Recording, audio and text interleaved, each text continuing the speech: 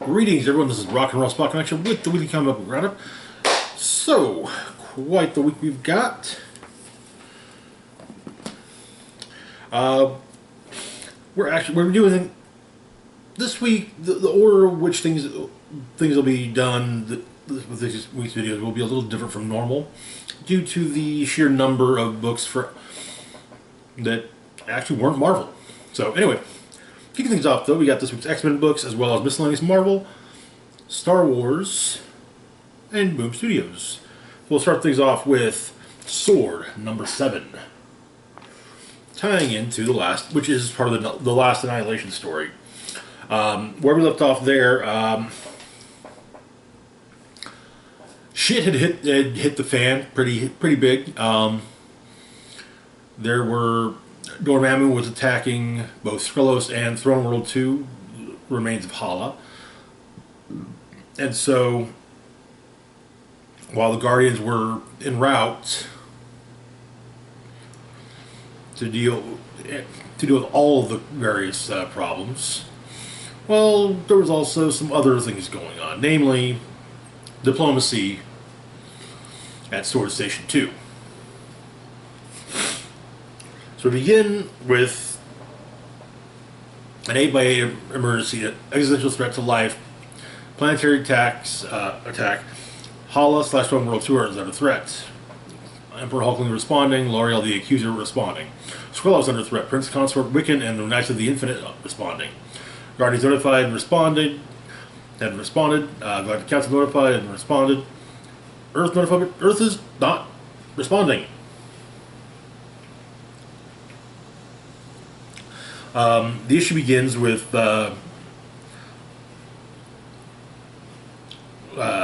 Captain Glory, who was imprisoned at the end of Empire, being teleported to Throne World 2 from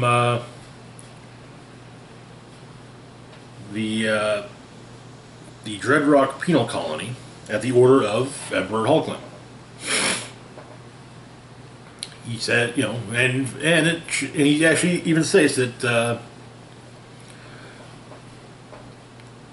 he didn't think that Hulkling would need him so soon. Glory is briefed as to what happens. Does he get to take on the mindless ones? Back on planet Araco, formerly known as Mars. We have a diplomatic dinner between the Regent of Sol, Storm, and the Lord of Latveria, Dr. Victor Von Doom. Victor is polite. Apparently the meal is exquisite, or as he puts it, superlative. And he hints at some of the things going on, as he has been dealing with them in Guardians.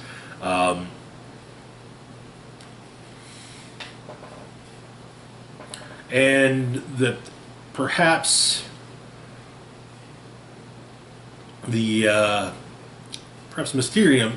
the quote unquote discovery of Mysterium, is somewhat related. The battle on Hala is not going well. It appears that Dormammu's strategy is simply throw soldiers at the problem until it falls. Which, when you've got a big enough army, well, you can actually do that. But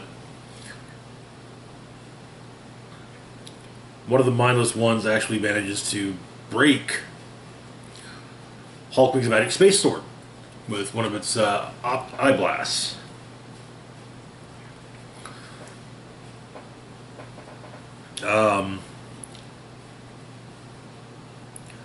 Brand notifies Storm about what's going on via Metallo, and informs her that she's taking a strike team to Throne World to deal with what's going on. And while Sol hasn't been hit yet, they probably shouldn't be waiting until it gets hit. But it's suggested that Storm addressed the Great Ring. But Doom now is, okay, fine, you know what's going on. So, um,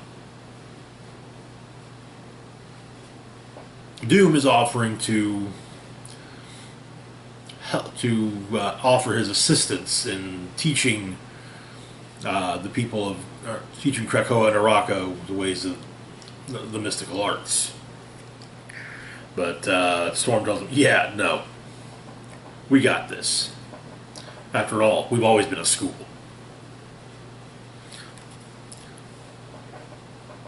But we're then revisited with the last page, with what ended up being the last page of the Empire wedding special.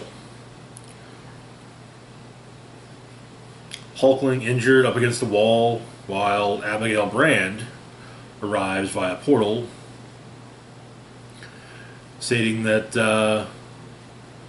Outflight doesn't work, and that's why she built something better. Now, I will be completely honest. I kind of took that as a way of saying, of Marvel saying that Brand is going to eventually have a heel turn. But no. They're there to help. Mindless ones begin to show up. Manifold sends Hulkling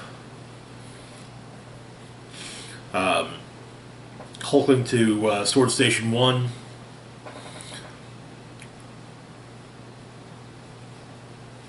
While Korra, Frenzy, and Pybok deal with Mindless ones.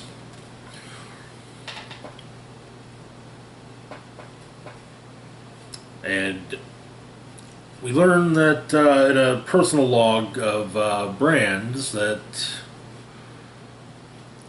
it's not that Alpha isn't responding.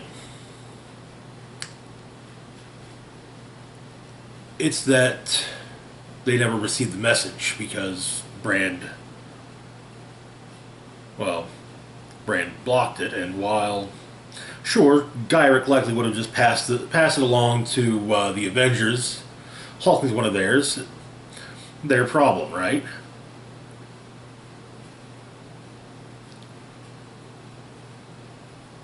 And the Avengers would have gone running to help.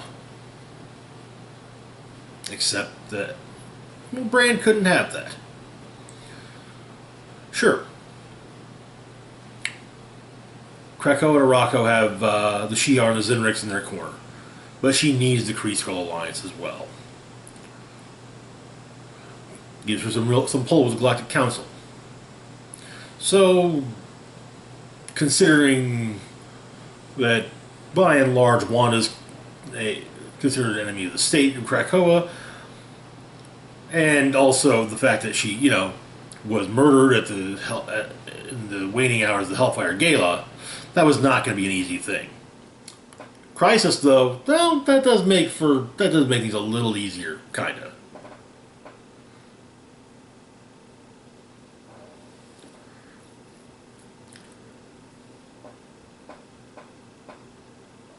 So, yeah.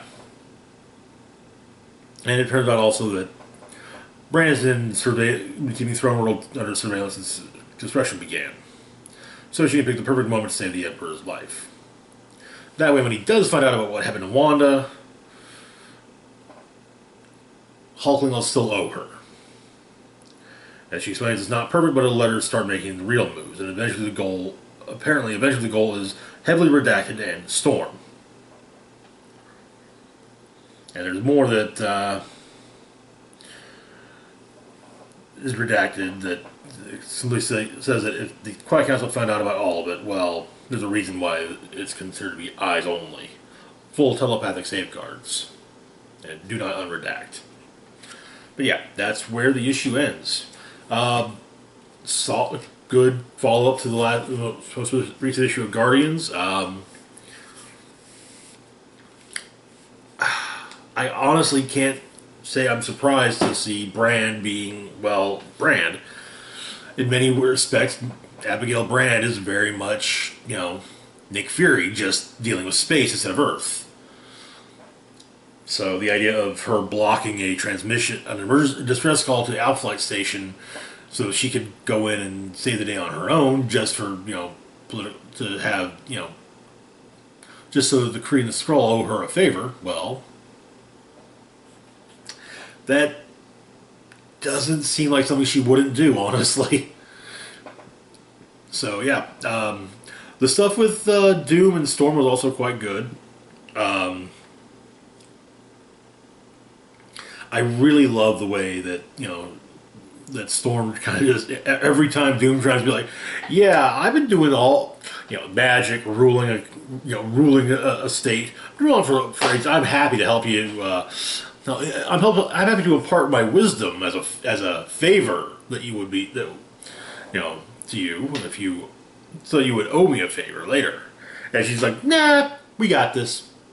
I actually really like that. It's great. Anyway, moving on to our next book, we've got Cable number 12. Where we left off in Cable, the old man had been resurrected. And in fact, it turns out that Kid Cable had ceded his resurrection, all of his future resurrections of Cable to the old man. But so the two Cables plus Cyclops, Jean, Domino, Esme Cuckoo, Deadpool, Hope, and Rachel, Prestige, have gone to the future to deal with strife.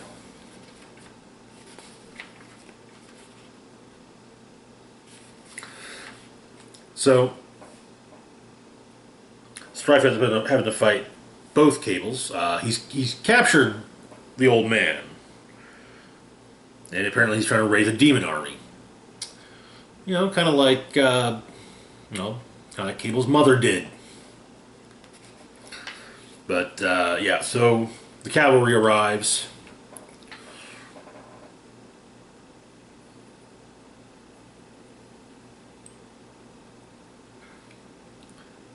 And Esme's given a look at the forever war between Cable and Strife.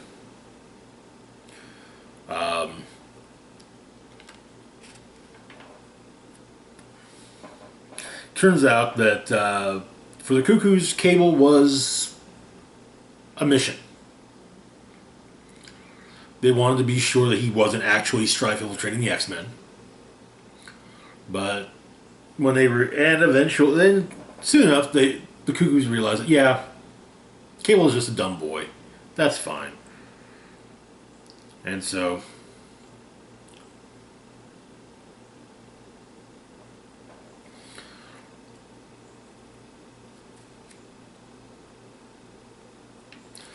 but Strife is taken down. It turns out it's a younger Strife. Younger Cable, younger Strife. Makes sense. He's killed. Even though he's surrendering and saying, hey, I'll go to Krakoa. It's for all mutants, right? Ah! Yeah. So the demons return to their home realm. The Space Knight is Space Knight's dying body was transformed by the sword's energy and basically died on a world with no name. But with patience and time, that barren rock might be the cradle of a new Galadorian civilization someday, as the remains of the Space Knight have bloomed into a robotic flower. Cable says his goodbyes. The old man gives the kid a new arm, top of the line, topped off. Some surprises that the kid won't see coming. The kid asks a few questions, but the old man is like, no, not answering those. And he says, the Krakoan age changed everything for the better, and the kid changed the future for the better. We all have more, but we all have more to lose if we slip up. And it looks like Esme was a future version of Esme talked with the old man for a bit about before Cable came to the present, or before a point where Cable came to the present. And the old man opts to keep the light of Galdor. But the operating system Bell returns the kid to the future while the old man teleports to the sword station. The kidnapped mutant and in the future, Kid Cable rejoins the war against Strife. The idea being they're going to be turned into a two-front war once again. But the mutant children have all been returned to their parents. In some cases, though, they got back 2 kids. However, the couple who initially kind of started things off, they put their babies to bed, and one of them now has a glowing eye. And that is where the issue and the series ends. I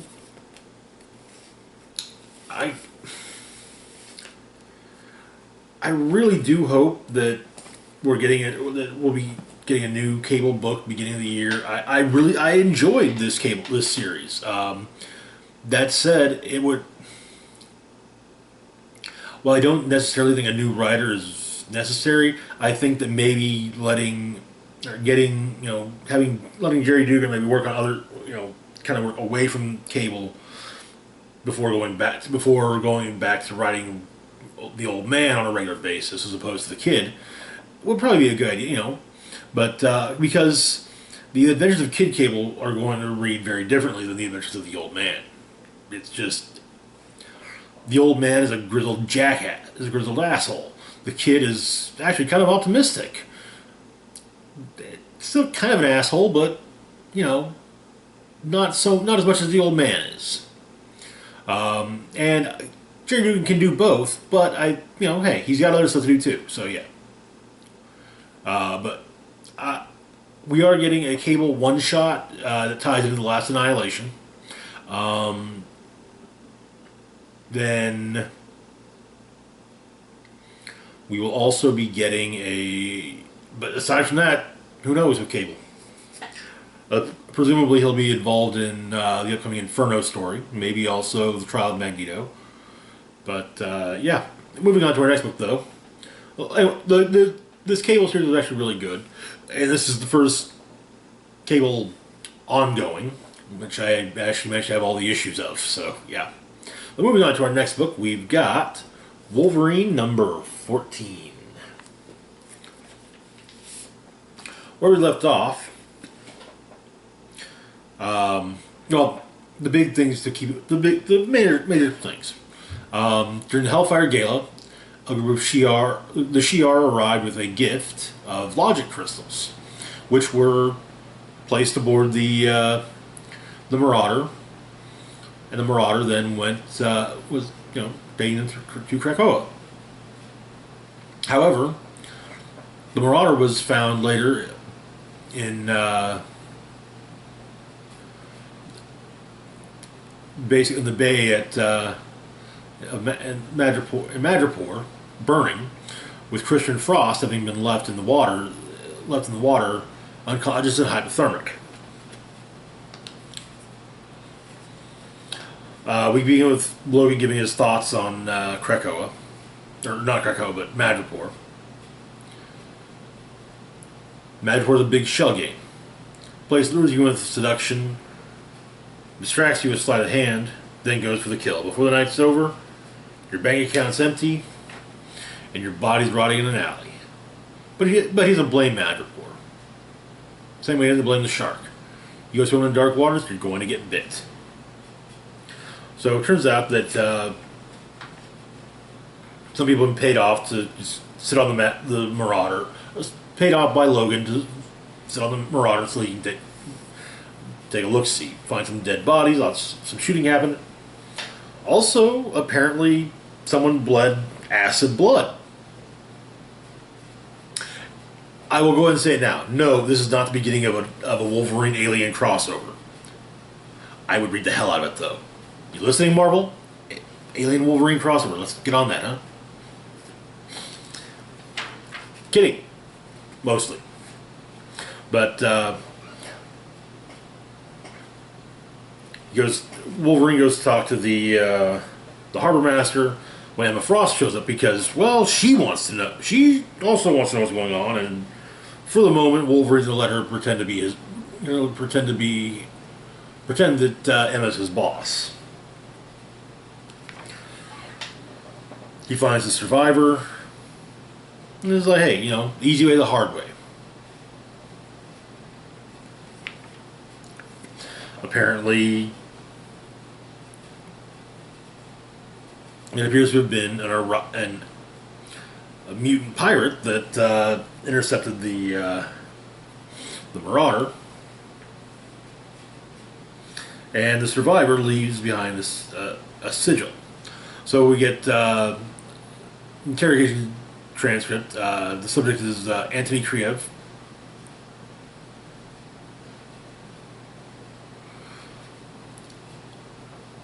Apparently, it was a black market negotiation. Claims were made of Hellfire Moscow and stealing the crystals. We get a slight profile on Kriev. Never earned his certificates for secondary education. Served time in 3 different prisons for crimes ranging from murder to manslaughter to credit card fraud. Payment for the logic diamonds came on loan from the Russian Brotherhood at a rate of 50% in 10 days. He'd hardly be considered proficient enough to be earnestly solicited for this kind of exclusive work. In every respect, he's a failure. He was hired to fail and expected to die. However, Sage makes one of wondering, why was he expected to die, who expected him to die. And is the Hellfire Club in Moscow currently active? If so, who's in charge? Wolverine and Sage discuss some of these things, and there's some other queries that Sage has. First off is the Shi'ar question. Further investigations revealed the Shi'ar invitation to the Hellfire Gala was accompanied by a request for logic diamonds. What was initially believed to be a gift to the mutants was in fact a requested donation. Emma Frost denies any knowledge of this. The messenger's origin has so far proved untraceable. There's the Terra Verdean question. Whoever cut off the telefloronic feed, making the Terra Verdeans go rogue during the gala, could have been acting out of benevolence, encouraging the nation's freedom and or hostility, hoping to undercut any Krakoan diplomatic efforts. Or it might have been a distraction so that the trouble of Magipore could play out before X-Force became aware of what was going on. Finally, the Magipore question. Does the same logic then extend to the burned Marauder, the dead Russians, and the Iraqi pirate? Is there another sort of distraction at play, a misdirection, like a shell game? Upon relaying the questions to Wolverine by comm, Sage received the following response. There's only one way to be sure, and that's to hunt this Iraqi fucker down. But yes, the thought for why Russians might want the memory crystals is the fact they have the Cerebro sword, and also it's Sage does figure out that the pirate is Iraqi. So Logan goes north of Madripoor to Truant's Cove. Finds the pirate.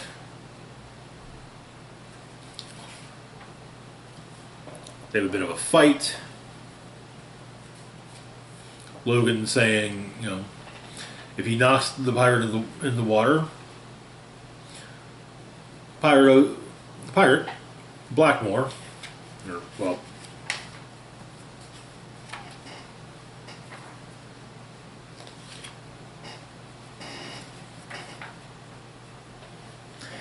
Severe Blackmore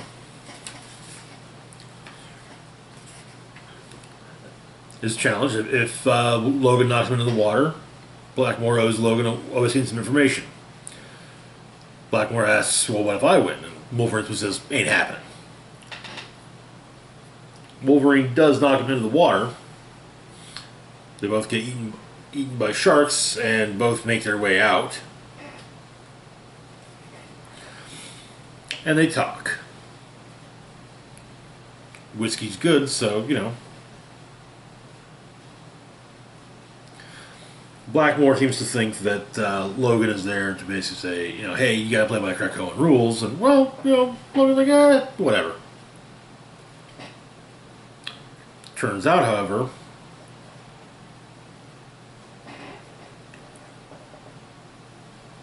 an old opponent of Wolverine's is involved.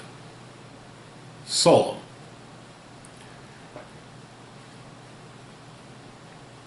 In fact, Solem recently cut off Blackmore's nose. And Blackmore insists that if Logan's here, then, well, Solem wants Logan to come to him. Logan doesn't realize it yet. And that is where the issue ends. So I'm actually glad we're getting back to the whole Solem bit sooner rather than later. For those who may not remember, at the end of the Ten of Swords, Solem simply escaped. So, yeah. Likely Logan's going to want to deal with him again. But yeah, should make for a fun arc, to say the least. Moving on to our next book, we've got Amazing Fantasy, number 1 of 5. So, Amazing Fantasy was a run-of-the-mill Marvel book in the early 60s, and in the 15th issue, a brand new character was introduced by the name of Spider-Man.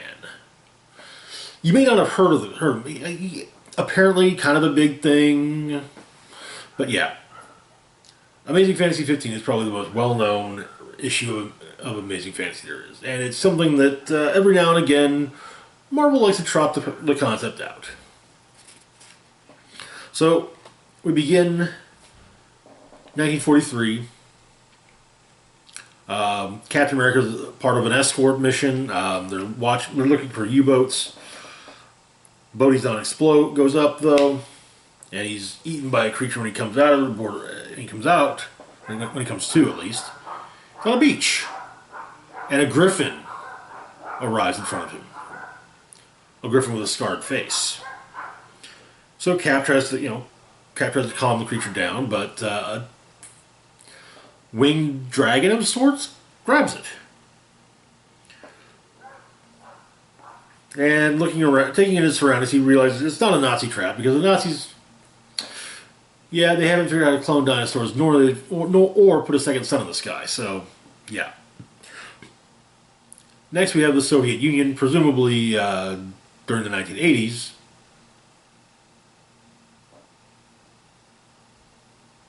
As Reagan is mentioned, that said, it does not entirely work with the origins of the character in question here, that being Black Widow.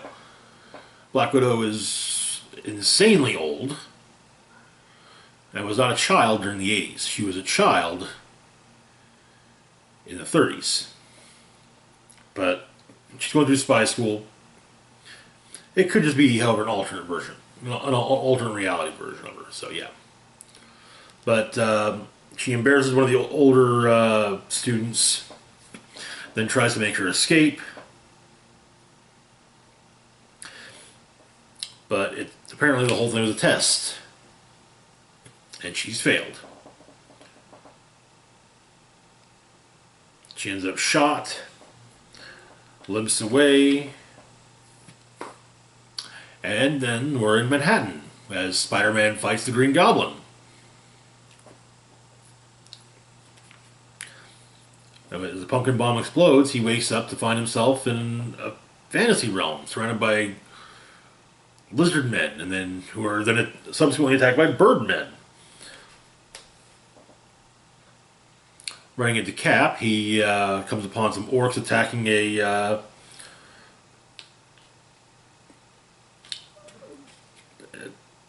something of a cat, mostly humanoid woman, but part cat.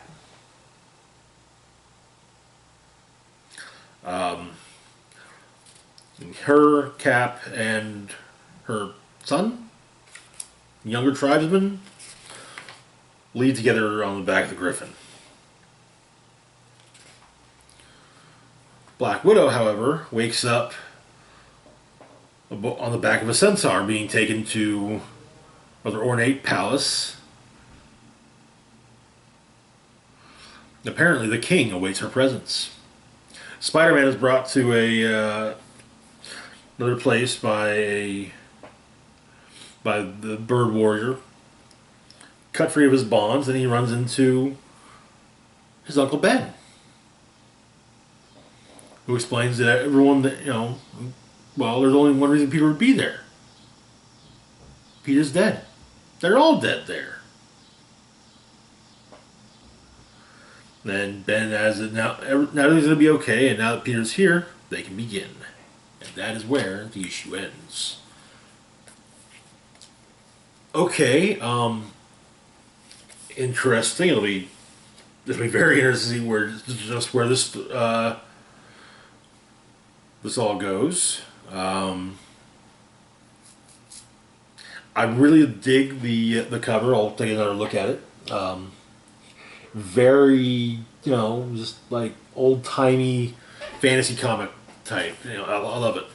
Anyway, our next book is going to be Star Wars number 15. Where we left off,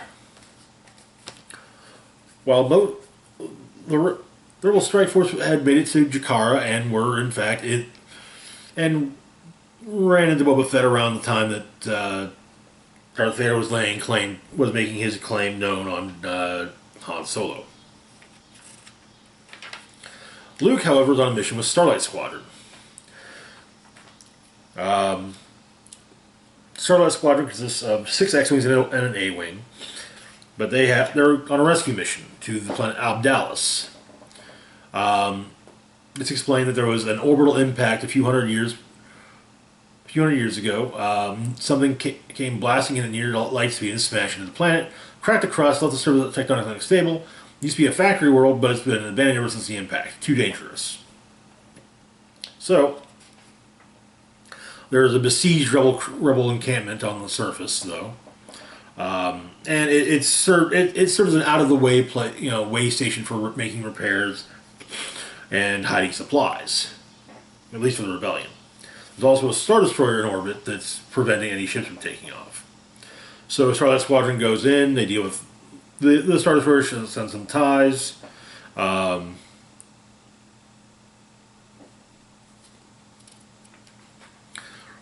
But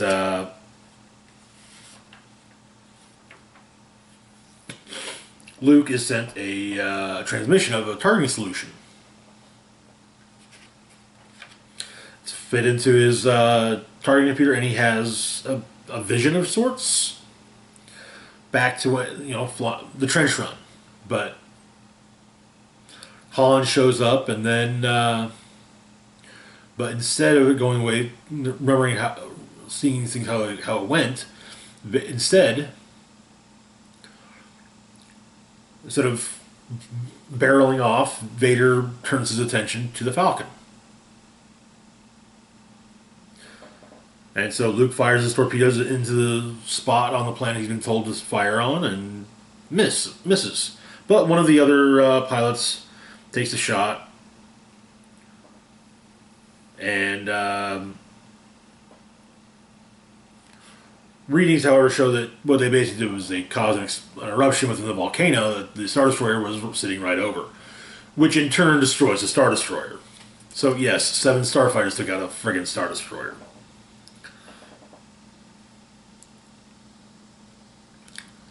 But with the Star Destroyer gone, the ship's rebel transports can make it out, and it turns out that the group that's been hiding aboard, that's been on the planet, includes Admiral Akbar and Mon Mothma.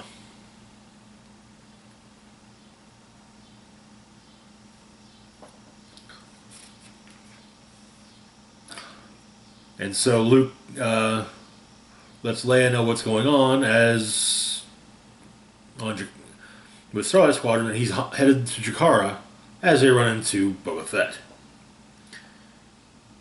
But the signal's glitching.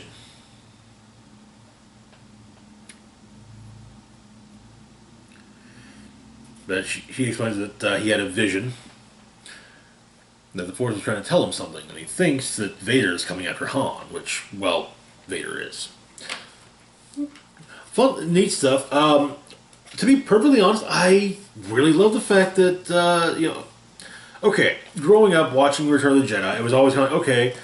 Clearly, Mon Mothma and Admiral Akbar are important people within the Alliance, but how come we've never seen them until now?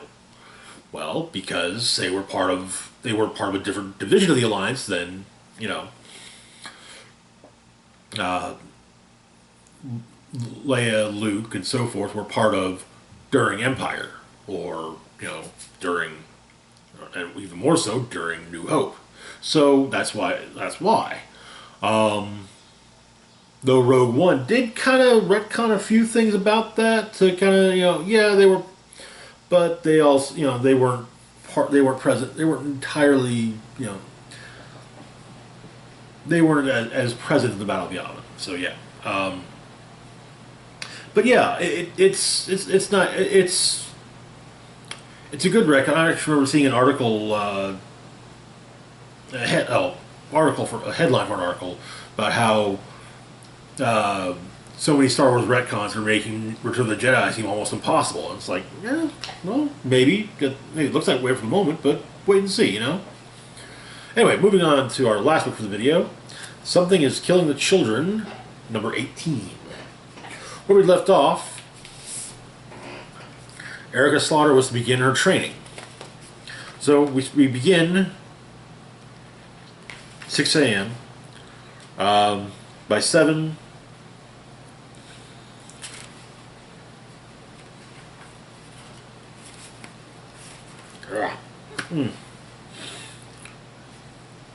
Big Gary Slaughter is up, made coffee, fed the dogs, but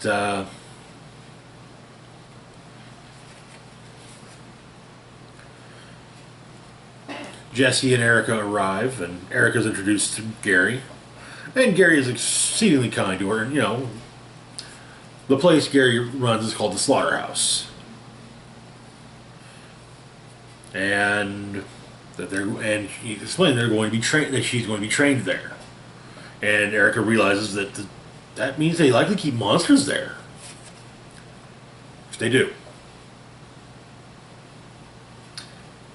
Gary tells her it's going to be a long day, but Jesse also tells her that what she's supposed to do going in to see if she's to be trained or not. There are certain elements of things that are ritualistic and have to be handled certain ways. So she goes in. Gary asks her name, and Eric says she doesn't have a name. When asked if she has a totem, yes, Octo. Gary asks its name, and that's one thing that Jesse didn't necessarily do. So Eric, it doesn't have a name, but Gary explains it's okay. It's all right. What'd you call the stuffed animal beforehand? So Octo. But Gary tells her to remember the eyes of the creature that's now trapped inside Octo.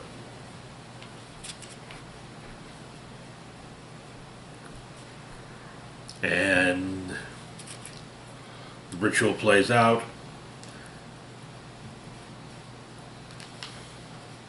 Gary comes out kind of mad. Explaining Jesse should have warned him that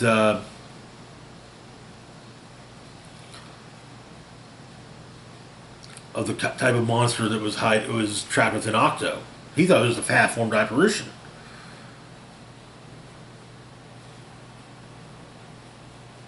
And he's kind of mad about this, but he also says they'll know for sure if she survives till nightfall.